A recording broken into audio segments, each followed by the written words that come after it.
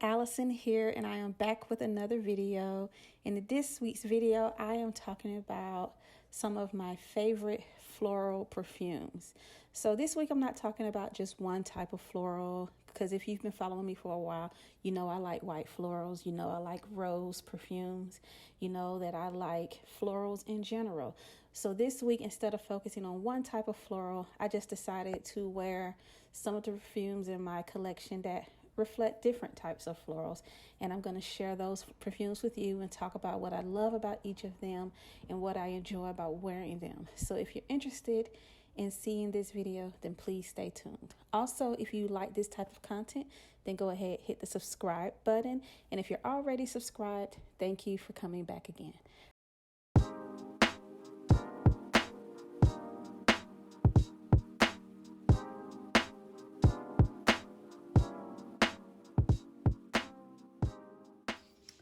Alrighty, so let's get started with me sharing the perfumes that I wore this week. And again, this week's theme was basically floral bouquet, because I wanted to wear a variety of floral perfumes without them having to be the same type of floral. I know in the spring, I'm gonna have a week where it's a white floral theme because I love white florals. But this week it's a mix of rose, jasmine, tuberose, probably more of a heavy lean towards tuberose because tuberose is my favorite floral perfume. But let's go ahead and get started with the one that stands out the most, I guess. So let's get started with Coco by Chanel. So as you can see from this dent, I actually do wear this a lot. So this is a perfume that is very classic and mature. It gives off vintage vibes to the point, I remember one time I wore this to a church convention, and as soon as I walked in the room, the whole room smelled like my perfume, but not because of me. I realized I was wearing the same perfume as like basically the whole elderly women's group or whatever, like a group of the elderly motherly women were gathered together talking, and they were all wearing Coco by Chanel. And I was just like, oh, okay. I'm not smelling like the girlies today. I'm smelling like the ladies, the mothers. So some people may find this perfume a bit off-putting because of that. They may think it's too mature for them or maybe even outdated. Even still, I love this perfume. It has well, the name is called Coco, right? So you assume, or you could assume that it has a cocoa vibe. And that's kind of true, but it has more of a floral, almost Coca-Cola vibe to it. You definitely smell that it has some darker elements to it, but you also pick up some lightness and a very small hint of freshness. The freshness is barely there, if there at all. I think it's still there, but it's just very barely there. But I really enjoy this one because it smells good to me on its own. It lasts quite a while on your clothes. It doesn't last as long on your skin, in my opinion. And it also layers well with jasmine body lotion. Let me show you the lotion I sometimes layer it with. So this is Tahitian Gardenia Body Butter by Pacifica. I didn't layer it with this week, but when I do layer it with that, which I think I tend to do in warmer weather, it makes this perfume, honestly, a bit more indolic and maybe for some people a bit hard to wear, but I love it. It honestly intensifies the maturity of it instead of making it younger. You would assume, some people might assume that if I was layering it, I would try to make it smell younger and fresher. I do not. I'm just like, let's amp it up. You know, if somebody wants to accuse me of smelling like their grandma, let's go the whole 9 yards. I'm gonna smell like your great grandma. And you know what your great grandma probably was? Great grandma had her coins. The pension checks were coming through. Let's not trip, let's not hate. So I don't necessarily regret smelling mature. I guess that's all I have to say about that.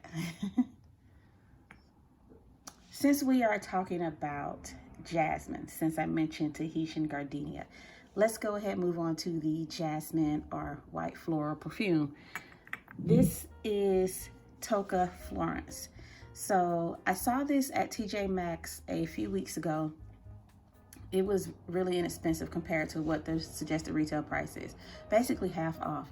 So I went ahead and got it because it's also a pretty decent sized bottle. If I'm looking at it aesthetically, they might be fooling me. Sometimes they do that.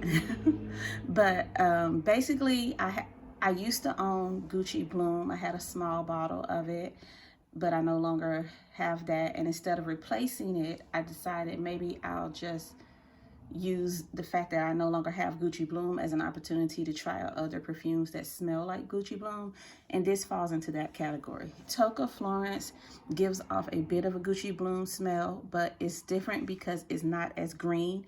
Gucci Bloom has more of a green smell to it, like you can smell the tuberose, but you can also smell something very almost grassy. With Tocca Florence, it's more of a smooth, creamy, powdery white floral instead of that green white floral that Gucci Bloom has. In regards to the performance and the lasting power, I think the projection is actually kind of soft. It carries a bit, but it doesn't take over the room. It's not one of those where if you walk into the office, everyone is going to smell you.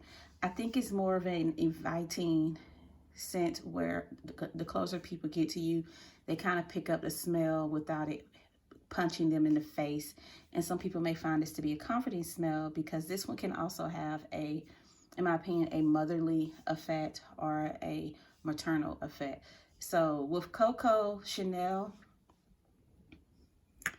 I think Coco can have that maternal effect, but it's a bit more like the maternal but sophisticated, she's going somewhere nice effect. Like basically you can smell this and think this is the perfume your mother or grandma would wear when she was going out to dinner with her boo, her husband really. But with this one, this smells like what your mother would wear, and you would almost associate this with your mother hugging you and showering you in kisses, and this might be what she wears every day. So let's switch it up a little bit. Oh my goodness. Coco Mademoiselle Eau de Parfum Intense. So the Coco Mademoiselle line is a pretty beloved line for me. I mean, again, look at that dent. So of the Coco Mademoiselle perfumes that I own, I've had this one the longest. Obviously, if you just look at the dent, I have quite a few perfumes, so it means something for me to have used up this much perfume. Even though I've had it the longest out of all of my Coco Mademoiselles, I wouldn't say it's my favorite, but it's definitely my favorite for winter and colder weather. So the reason overall this isn't my favorite is because this one is the most intense on the patchouli. But what I like about the Coco Mademoiselle DNA, honestly, is that rosy, citrusy, fresh opening, and how they take that rosy, citrusy smell but make it mature, because the citrus rose smell on its own could be kind of a super fresh young smell, but this one is citrusy, rosy, but still not too young smelling. So it's not that it smells vintage really, even though at this point I think this perfume is over 20 years old. So for some people it may come off as vintage just because they associate it with their mother or maybe even their grandmother. You know, people be having babies kind of young nowadays. Your grandma might be 42. But I think the reason that this one works for so many people is because there is an element of youthfulness to it. So there are still younger ladies who enjoy it, but there is a sophistication about it that still makes older women feel comfortable wearing it or even feel in their element wearing it. They don't feel like they're wearing something that is forcing youthfulness on them. But like I said, this one is way more intense on the patchouli. That citrusy, rosy, fresh opening, it doesn't last that long for me. It kind of sticks around on my clothes, but on my skin after about 2 or 3 hours, the patchouli is stomping through like, what's up? Patchouli's in the room. So it can be overwhelming for me, even though I love patchouli. Your girl loves patchouli. A lot of my perfumes have patchouli, but I don't think I've ever wanted a perfume that was just patchouli. I did test one, I think by Lush, where all I smelled was the patchouli. Smelling it was like, I get it. I get why people love this, but this is not for me. So this can be overwhelming to me, but at least, even though on my skin I'm getting this blast of patchouli throughout the day, I can still go back to smelling my clothes to be reminded of that citrusy, rosy opening. This also has some sweetness to it because of the fruity notes. And the sweetness in this, again, is sophisticated and mature. It's not this overwhelming 16-year-old sweetness. So again, I think this is why this is such a classic across many generations, because it touches a lot of bases. It covers a lot of points. The lasting power, let me be honest with you, Chanel perfumes are hit and miss for me in regards to lasting power. And I say that in the context of answering the question, is this beast mode? I don't think I've ever encountered a Chanel perfume that was beast mode. Like, it projects far enough to take up the whole room and it lasts 24 hours. I've never encountered a Chanel perfume that does that. Granted, in my area, I don't have access to a Chanel boutique, so I'm not able to try anything from the Lay exclusive line. But whatever I've been able to try from their designer line, there have been some that last, and then there have been some that really don't last at all. So even though I really love the Chanel brand, maybe because of its classic, sophisticated brand association, I can't really say, oh, get you a Chanel perfume if you want something that lasts. I'm more like, get you a Chanel perfume if you want something that is classically feminine. And this is definitely true to that, in my opinion. The only thing I would mention again as a caveat is that this one starts off young and fresh, or youthful and fresh, but it quickly runs past that to be mature and bold.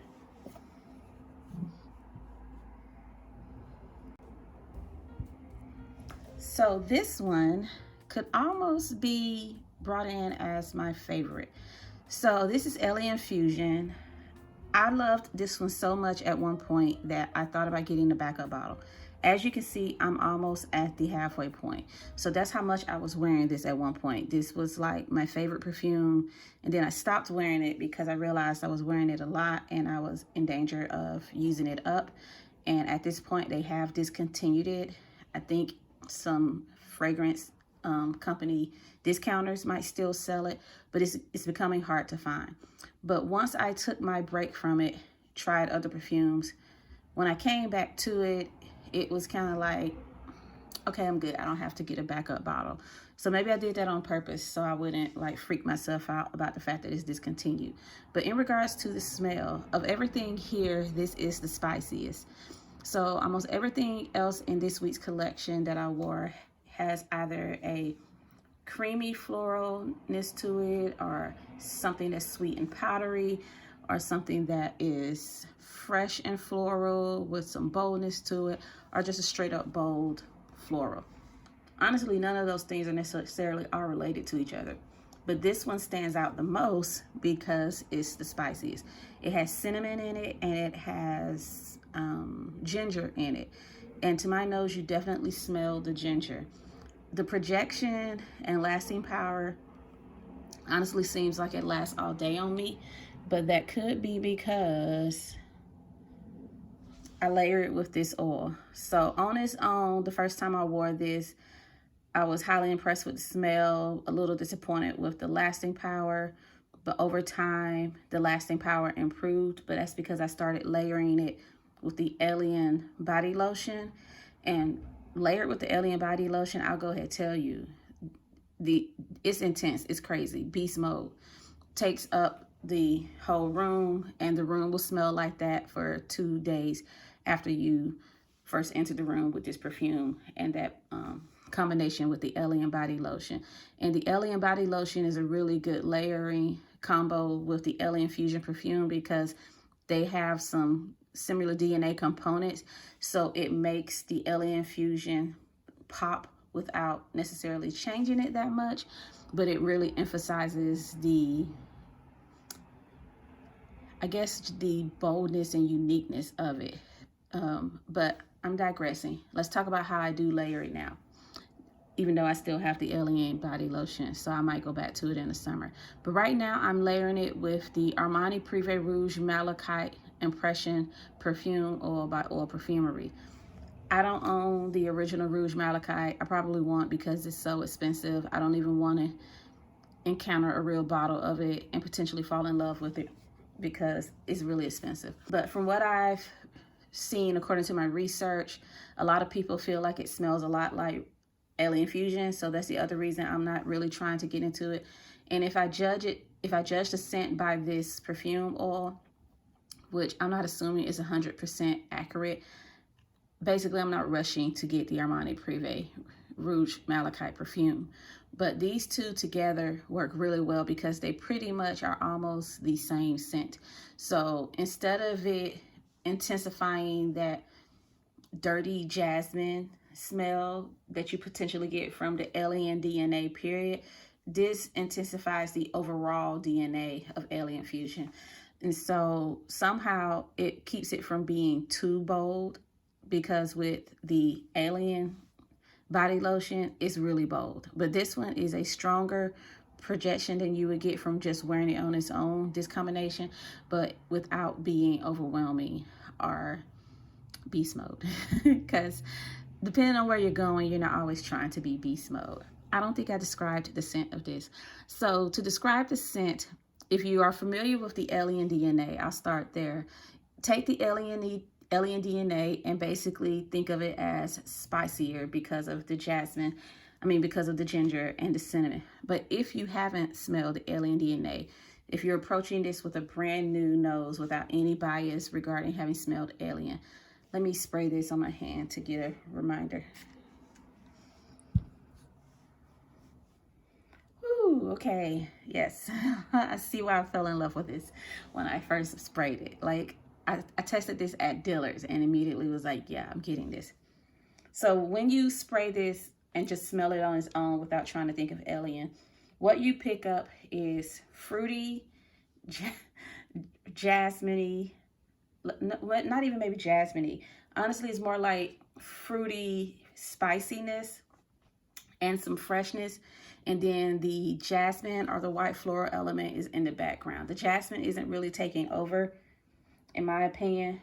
Most of what you smell is a zesty, spicy, fruity floral. That's how it comes off to me. Really beautiful. Whenever I've worn this, not every single time, but a lot of times that I've worn this, I've gotten complimented by women. Women seem to really enjoy this smell. Last but not least, this is my favorite of everything I wore this week. This is Armani's My Way Intense. I love the My Way line. I could probably do a whole week where the theme is Armani My Way. I know the new Le Parfum version is out. I don't know if I would get it. I might, but I want to smell it first because I have almost I have everything else from the Armani My Way line. So in a way, it might feel redundant, but I want to smell it just to see if it's worth it, because if I were to get it, then I could have a week where pretty much I'm just wearing different variations of the My Way perfume. And again, this is on the verge of being my favorite perfume in my whole collection for now, because you know things change. But when I wear this on its own, if I were to just wear it on its own, what I pick up is definitely the tuberose. I pick up the fresh fruits in here, and it's giving me a L'Interdit effect. So I used to own L'Interdit. There was a point where I thought L'Interdit was my favorite perfume. But what I started noticing after a while is that I was having to really spray it to get that performance I was trying to get out of it. I was overspraying it a lot, and it would work once I oversprayed, but I just started getting annoyed with having to overspray. Another thing I noticed, because My Way and L'Interdit actually smell quite a bit alike, but the biggest difference is that My Way is the fresher, brighter version, and L'Entrée is the darker, denser version. And I decided that I wanted to move more towards the fresh, bright version of that DNA or that smell. So that's why this is now my favorite. And it's funny because when this first came out, I initially dismissed it as like, they trying to be L'Entrée, and L'Entrée's that girl, nobody can be L'Entrée. But then I started getting overwhelmed with how dark L'Entrée is, and I decided, okay, let me go see what My Way is talking about. And I did, and I pretty much replaced L'Entrée with My Way. So I moved away from initially planning to get everything from the L'Entrée line to pretty much having almost everything from the My Way line.